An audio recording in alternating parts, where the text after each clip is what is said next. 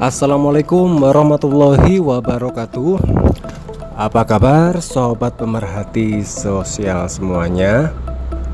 Mudah-mudahan senantiasa dalam keadaan terbaiknya. Amin ya rabbal alamin. Pagi ini saya sengaja ngevlog sambil perjalanan menuju kantor.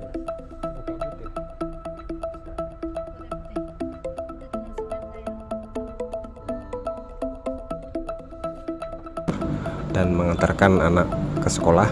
Kebetulan hari ini adalah hari pertama anak kami bersekolah. Dilanjutkan menuju kantor ke PKH Kabupaten Banyuwangi.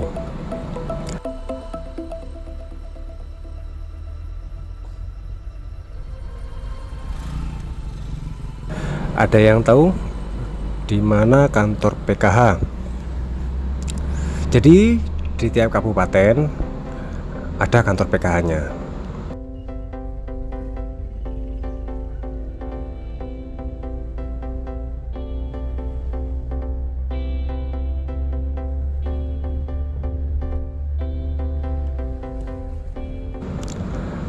Sebagai tempat pangkalan data, tepatnya di dinas sosial masing-masing di kabupaten atau kota.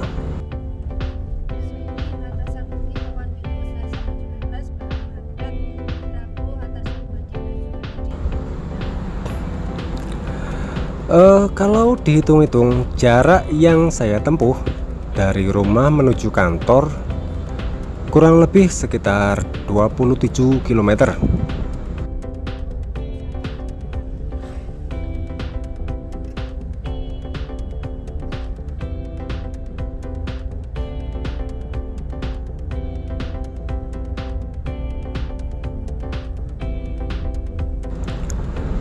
Ditempuh dalam waktu 30 menit.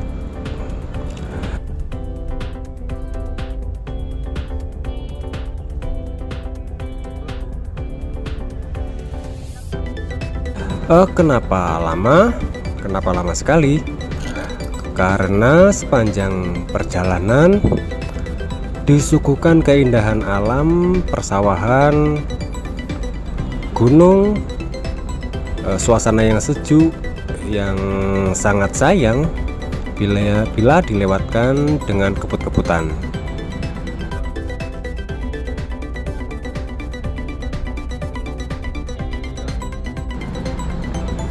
Ya, walaupun saya orang desa, sebenarnya orang kampung, tapi rasanya tidak pernah bosan ya, tidak pernah bosan walau tiap hari alam di Banyuwangi menyuguhkan keindahannya.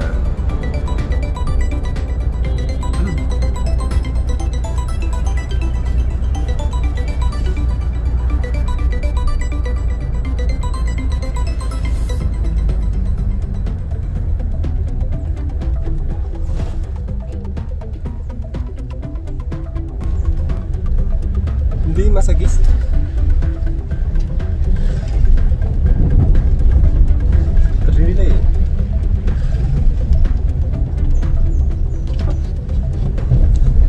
Hai, hari ini pertama kali. Ini pertama kali aku sekolah.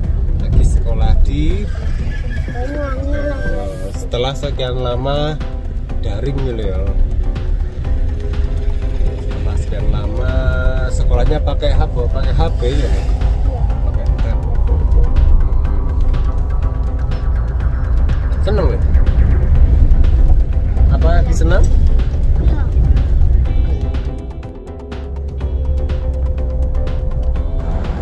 Kapan hari sempat ada yang tanya kepada saya, Mas, gaji sebagai petugas PKH itu berapa sih?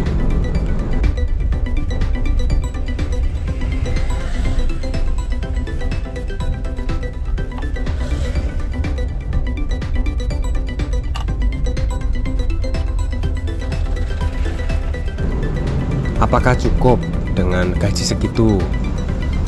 Dengan sekian kegiatan, sekian tugas yang diembannya?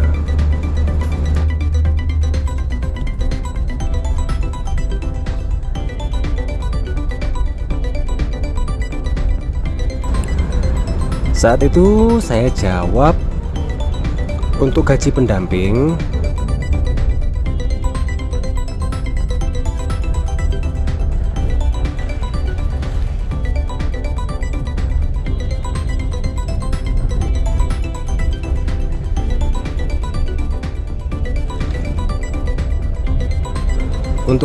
PKH di kecamatan antara 3 sampai 3,4 juta.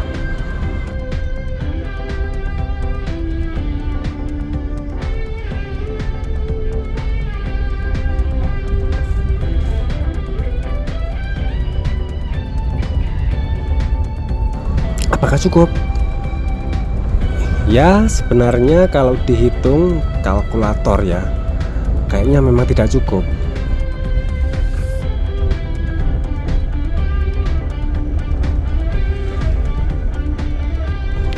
Anggap saja misalkan 3 juta.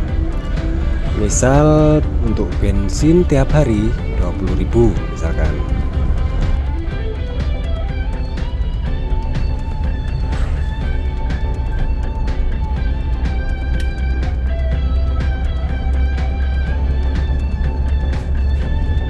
Terus untuk uang makan sehari 15.000 misalkan.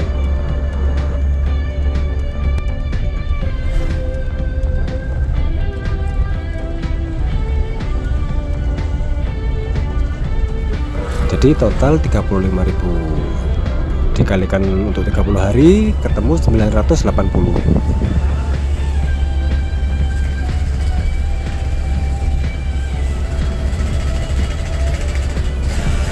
Sisa 2.020.000. Belum lagi misalkan ada angsuran motor yang harus dibayar ke bank misalkan 500.000, ditambah lagi misalkan angsuran perumahan 900.000. Sisanya tinggal berapa coba?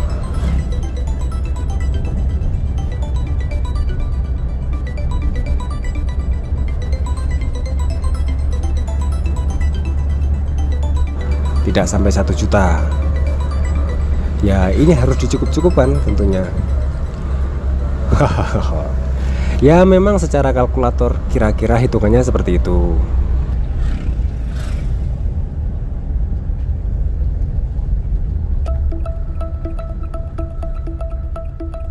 Namun kalkulator Tuhan lebih canggih ternyata.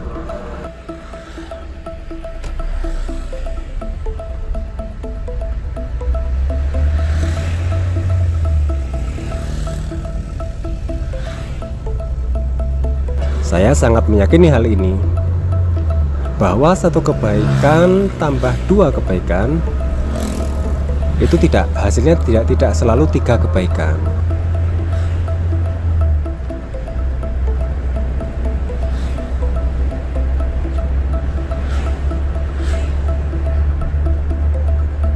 Bisa jadi 700.000 kebaikan.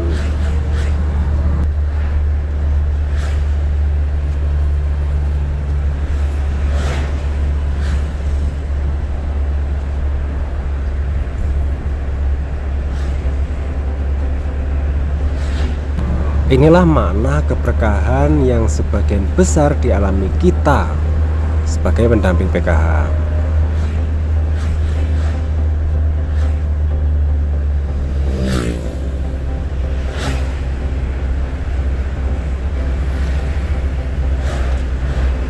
Selalu ada rizki dari berbagai pintu yang muncul dengan cara yang tidak disangka-sangka. Sangat luar biasa sekali.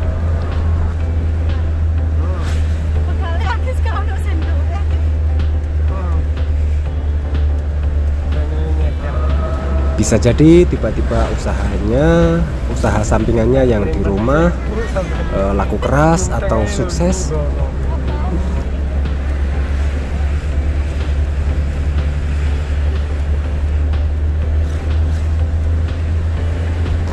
Bisa jadi anak-anak terus keluarga senantiasa sehat walafiat, tidak pernah sakit.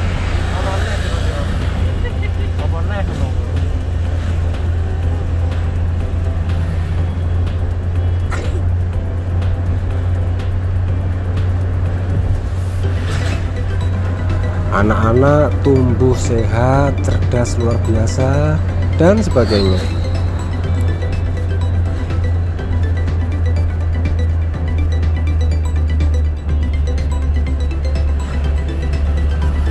Saya meyakini ini semua berkat doa para KPM, para penerima bansos yang senantiasa teman-teman pendamping PKH dampingi semuanya.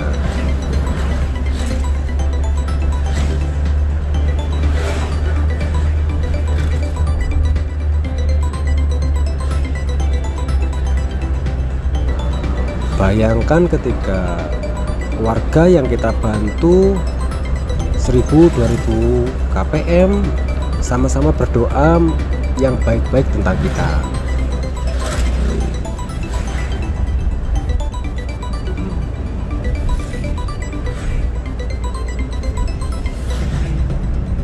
Apa jadinya? Pasti luar biasa. Sebaliknya, bila kita memotong dana KPM misalkan, atau mengutip bantuan,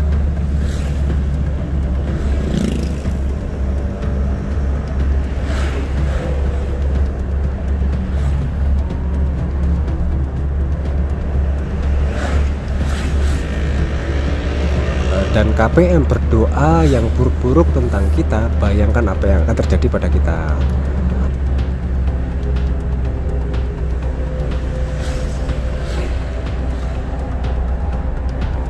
Maka dari itu, kita para SDM senantiasa selalu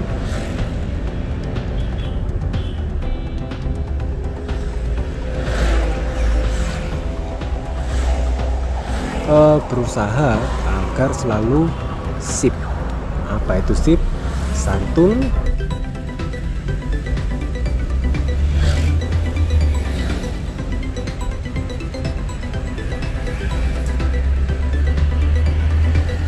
integritas, dan profesional.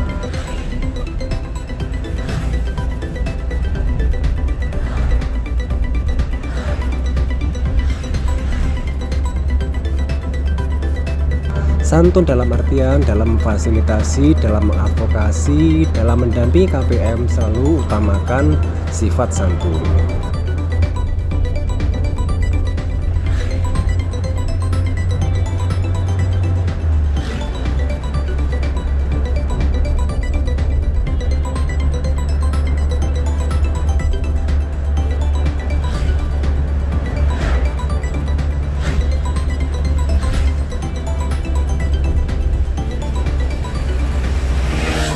Integritas adalah suatu upaya agar gimana caranya kita sebagai pendamping bekerja sesuai dengan aturan yang ada, sesuai dengan kode etik yang ada.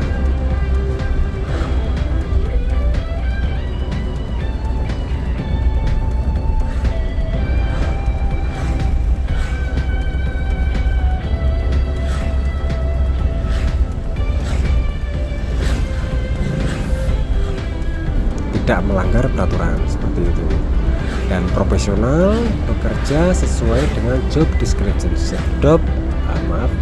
Bekerja sesuai job description-nya.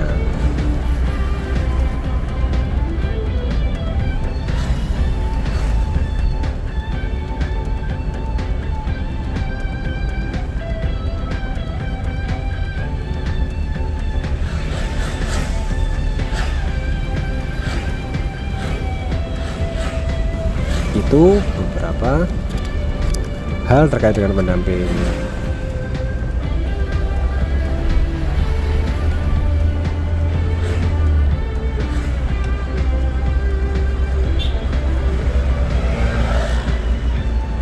Terus sebenarnya apa sih tugas pendamping PKH itu?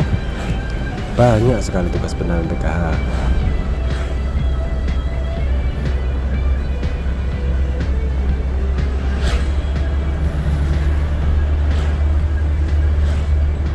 Ada validasi, ada pemutahiran, ada pendampingan, ada fasilitasi, ada mediasi, ada advokasi, banyak sekali.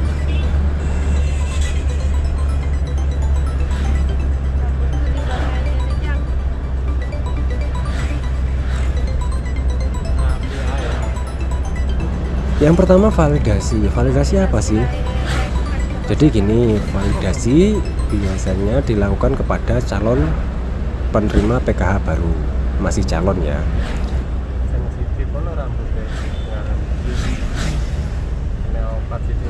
Jadi di situ validasi adalah proses cek lapangan terkait calon penerima PKH yang ditentukan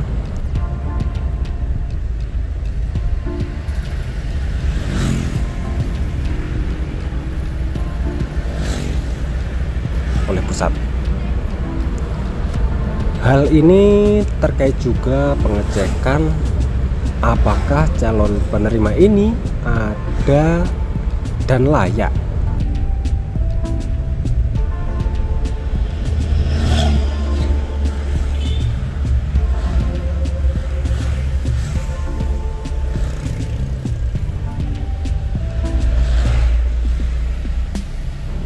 Layak untuk menerima bansos. Karena apa?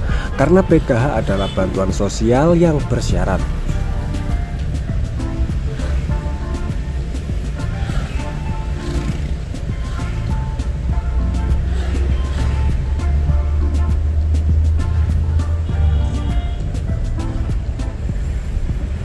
Yaitu harus adanya salah satu dari beberapa hal yang akan saya sebutkan ini.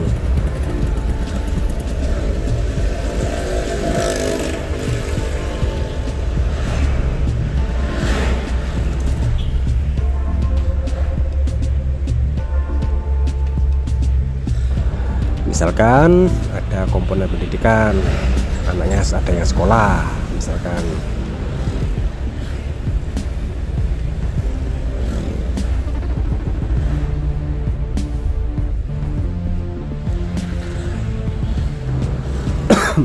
Terus komponen kesehatan, misalkan ada dalam satu keluarga itu ada yang hamil,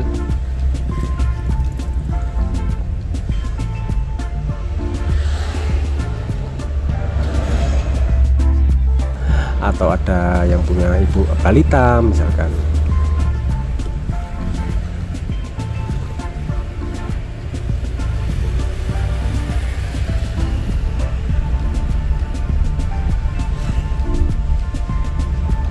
Atau ada komponen kesos, misalkan dalam satu keluarga ada yang lansia atau yang disabilitas, seperti itu. Nah,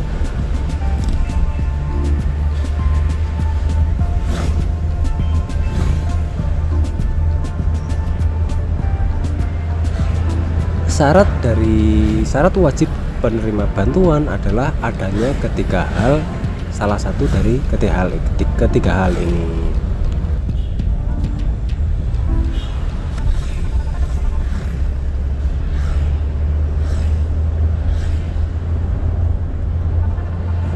Nah, hasil validasi yang dilakukan SDM menjadi acuan Kemensos untuk menetapkan SK kepesertaan sebagai penerima bantuan PKH.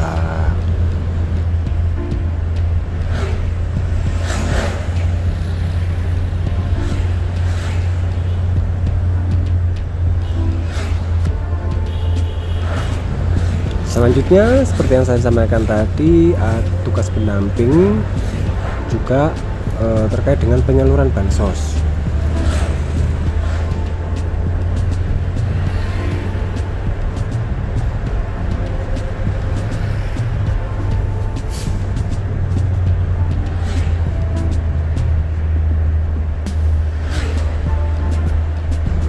Di sini tugas pendamping laki-laki mendampingi, bertugas mengedukasi KPM. Pakai mobil tambah sedikit 20 menit bisa.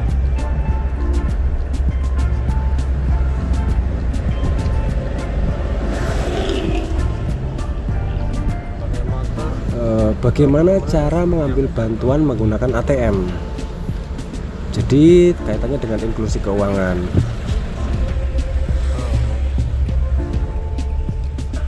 Aku itu mikirnya siapa.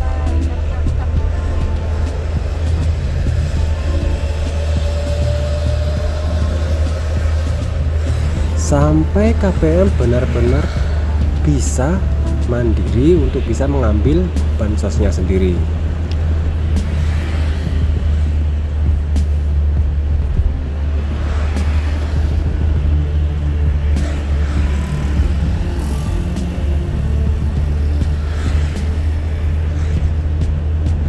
Mengedukasi agar bantuan yang sudah masuk ke rekening KPM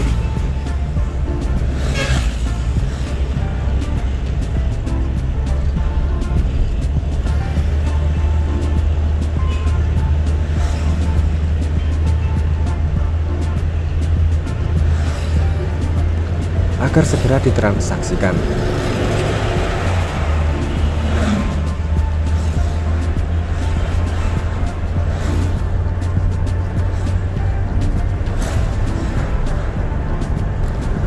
Karena ketika sudah lewat 100 hari atau 3 bulan,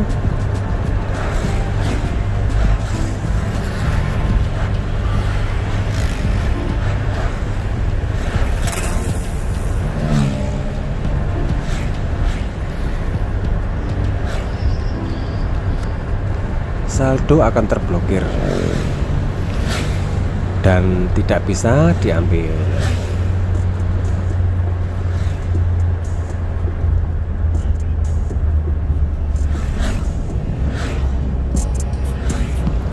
Selanjutnya, mengedukasi agar jangan pernah menitipkan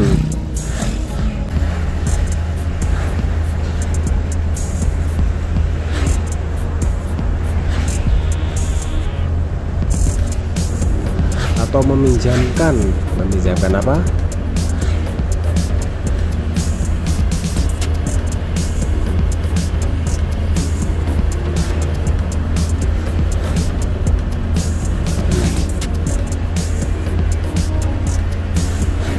Menitipkan atau meminjamkan kartu KKS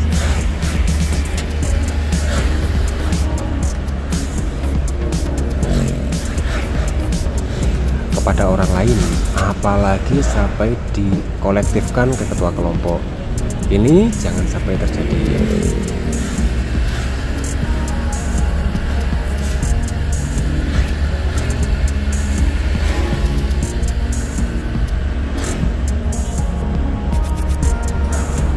Selanjutnya juga tugas pendamping PKH adalah mengedukasi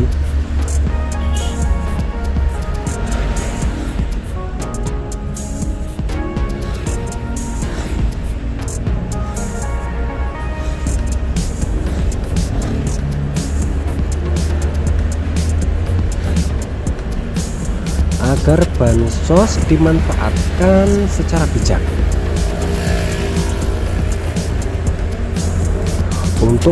Untuk kebutuhan pemenuhan gizi bisa,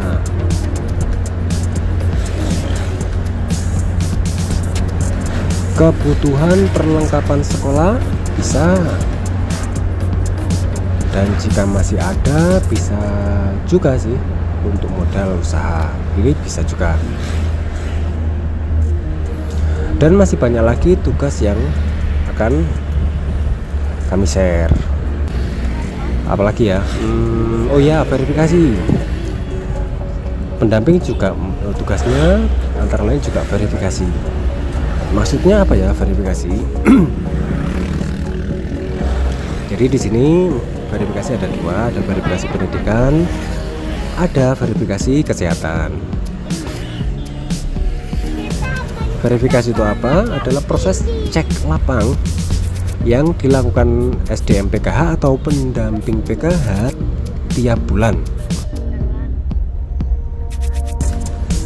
Konkretnya adalah kunjungan ke lembaga sekolah di mana tempat anak-anak para penerima manfaat PKH atau KPM bersekolah.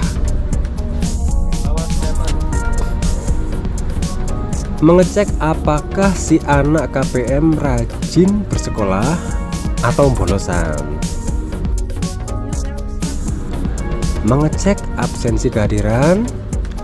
Nah, bila ditemukan tingkat kehadiran di sekolah rendah,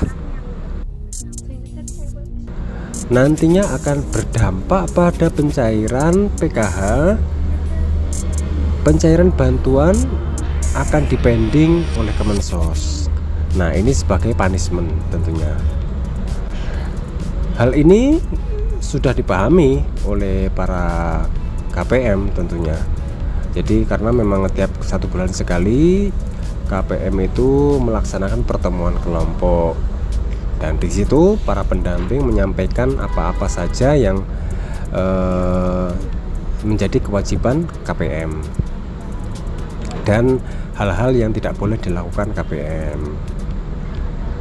Dan ternyata hadirnya PKH berdampak besar sekali terhadap peningkatan angka bersekolah, sehingga angka putus sekolah semakin rendah. Dan secara tidak langsung PKH menjadi stimulus untuk KPM lebih aktif memperhatikan pendidikan anaknya tentunya. Jadi berkat adanya PKH, karena KPM menerima bantuan PKH, KPM atau orang tua atau KPM yang sebagai orang tua lebih aktif lagi memperhatikan pendidikan anaknya. Selanjutnya adalah verifikasi kesehatan. Maksudnya SDM juga rutin cek di posyandu untuk mengecek balita-balita dari penerima manfaat PKH apakah rajin atau pembolosan, seperti itu. Dari ini juga PKH juga sangat berperan meningkatkan angka tingginya kesadaran, tingginya kehadiran KPM berposyandu. Kenapa demikian? Karena ketika balita KPM tidak hadir di posyandu, akan berdampak pada pencairan dana PKH di tahap selanjutnya. Karena PKH adalah bantuan bersyarat, ada kewajiban-kewajiban yang harus dilaksanakan oleh KPM penerima PKH, seperti memeriksakan balita, memeriksakan ibu hamil secara berkala, tingkat kehadiran sekolah juga berpengaruh tentunya. Jadi anak-anak KPM akan lebih rajin lagi bersekolah karena khawatir bantuannya akan terpending, seperti itu. Selanjutnya kewajibannya adalah melaksanakan P2K2 atau FDS, Family Development Session, setiap bulan. Apa sih FDS itu? Ada yang bilang FDS itu sekolah PKH, ada yang bilang P2K2, yaitu pertemuan peningkatan kemampuan keluarga, yaitu suatu kegiatan yang dilaksanakan tiap bulan oleh pendamping.